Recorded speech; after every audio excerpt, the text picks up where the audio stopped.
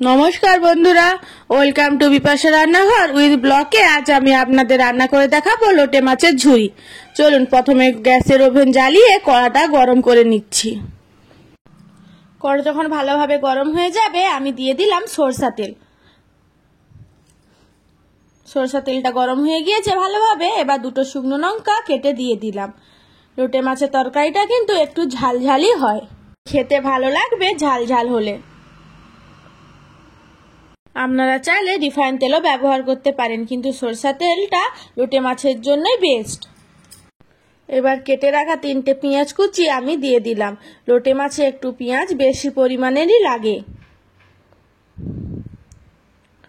তেলের মধ্যে পেঁয়াজটা দিয়ে ভালোভাবে নাড়াচাড়া করে পেঁয়াজটা আধ ভাজার মতন ভেজে নিতে হবে।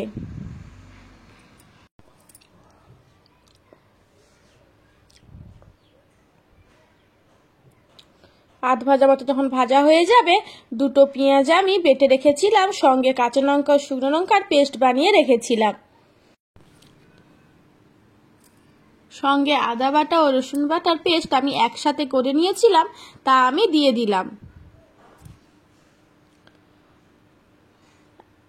লোটে মাছ করতে কিন্তু ভালোভাবেই পেঁয়াজ লাগে। আমি কিন্তু বাটা পেঁয়াজ ও কুচি পেঁয়াজ দুই পেঁয়াজই ব্যবহার করেছি। ভালোভাবে কিন্তু মশলাটাকে আস্তে আস্তে লো ফ্লেমে কষিয়ে নিতে হবে। দেখুন মশলাটা আমার ভালোভাবে কষানো হয়ে আসছে প্রায়, তাই আমি দিয়ে দিলাম হলুদ গুঁড়ি, লঙ্কা গুঁড়ি। আপনারা কিন্তু ঝাল অনুপাতে আপনাদের লঙ্কা গুঁড়িটি ব্যবহার করবেন। নুন দিলাম স্বাদ মতন। আপনারা নুনটা একটু বুঝে শুনে দেবেন, যেহেতু লোটে মাছটা সমুদ্রের মাছ। সামুদ্রিক মাছ কিন্তু একটু সামান্য নুনতে হয়।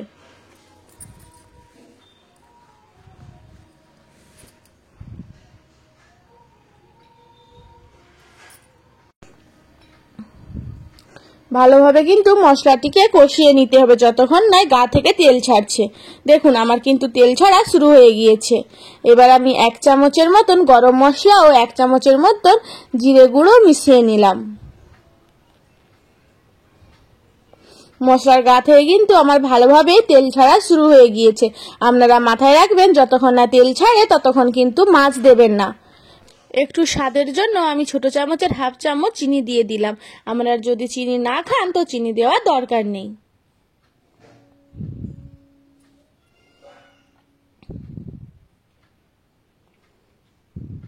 ভালোভাবে যখন মশলাটা কষানো হয়ে যাবে, গা মাখা হয়ে যাবে, তখন এক এক করে লোটে মাছগুলো দিয়ে দিলাম। লোটে মাছগুলো কিন্তু আগে থেকে আমি জল দিয়ে ভালোভাবে ধুয়ে রেখেছিলাম।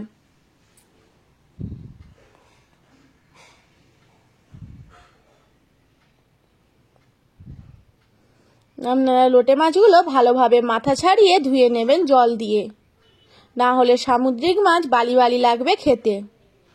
তাই ভালোভাবে লোটে মাছগুলো ধুতে হবে।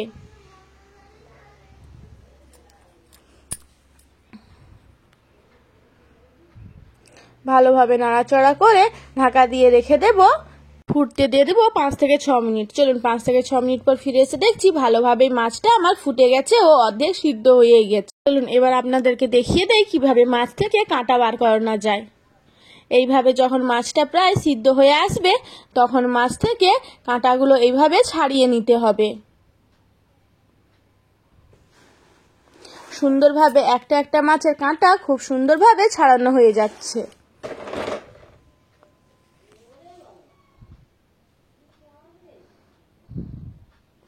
এইভাবে মাছের কাঁটাগুলো যদি সিদ্ধর সময় ছাড়িয়ে নেওয়া যায়, তাহলে আর গরম ভাতে যখন পড়বে লোটে মাছের তরকারি, আর কোনো কাঁটা ঢোকার কোনো প্রশ্নই থাকবে না।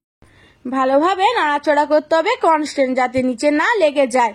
লোটে মাছটা ঝরা ঝরা হবে, তাই ভালোভাবে শুধু নাড়াচাড়া করেই যেতে হবে। এই দেখুন আমার সুন্দরভাবে লোটে মাছটা ঝরঝরা হয়ে গিয়েছে।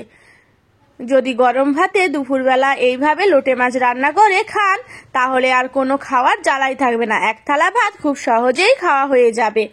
আপনারা যারা লোটে মাছ পছন্দ করেন না, তারা এইভাবে রান্না করে দেখতে পারেন। দুর্দান্ত স্বাদের এই লোটে মাছের তরকারি। ভালো থাকবেন, সুস্থ থাকবেন। এই রেসিপিটি যদি আপনাদের পছন্দ হয় তাহলে একটি শেয়ার, লাইক, কমেন্ট আর বন্ধুদের সাথে শেয়ার করার অনুরোধ রইল, যাতে প্রতিদিন নতুন নতুন রান্না নিয়ে আমি হাজির হতে পারি বিপাশা রান্নাঘর চ্যানেল থেকে। আজকে রান্নাটি কীরকম লাগলো আপনারা কমেন্ট করে জানাতে ভুলবেন না।